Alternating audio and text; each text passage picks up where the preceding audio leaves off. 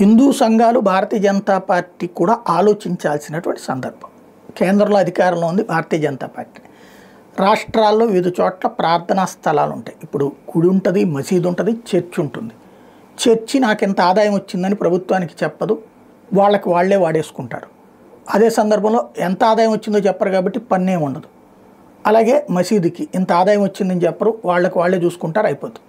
కానీ ఈ ఆలయాలు వచ్చేటప్పటికి దేవాదాయ ధర్మాదాయ శాఖ పరిధిలో ఉంది. ఈ దేవాదాయ ధర్మాదాయ శాఖకు సంబంధించినటువంటి వాళ్ళకి ఎంత ఆదాయం వచ్చిందో ఆన్ రికార్డు.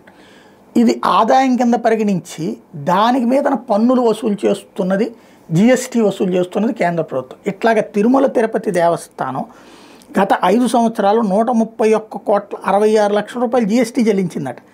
తాజాగా కేంద్ర ఆర్థిక శాఖ సహాయ మంత్రి పంకజ్ చౌదరి ఒక ప్రశ్నకి సమాధానంగా పార్లమెంట్లో చెప్పిన పాయింట్ ఇది.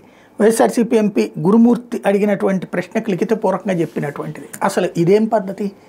ఆలయానికి ఆదాయం ఏంటి? భక్తులు విరాళంగా ఇచ్చేది ఆ ఆలయానికి సంబంధించిన వసతులు మరింతగా పెంపొందించడం, ఆ శ్రీవారిని దర్శించడానికి వచ్చేటటువంటి వాళ్ళకి మరింతగా తోడ్పాటు అందించడానికి. అది రూమ్సే కడతారా, భోజనాలే పెడతారా, లేకపోతే వైద్యమే అందిస్తారా, ఇట్లాంటి వాటి కోసం ఇస్తుంటారు. దాన్ని ఇన్కమ్ అనేది ఏంటి? ఇప్పుడు ఒక వ్యాపారం చేస్తే వచ్చేదాన్ని ఆదాయం అంటారు, లేకపోతే ఒక ఉద్యోగం చేస్తే వచ్చేదాన్ని ఆదాయం అంటారు. ఇక్కడ విరాళంగా భక్తులు వేసేదాన్ని ఆదాయంగా పరిగణించి పన్నులు వసూలు చేయడం ఏంటి అన్నది ఆలోచించాల్సిన అవసరం ఉంది. దీని మీద హిందూ సంఘాలు ప్రశ్నించాల్సినటువంటి అవసరం ఉంది. సొంత వ్యవస్థ ఇది, ఎందుకు మార్చరు అనేటటువంటిది.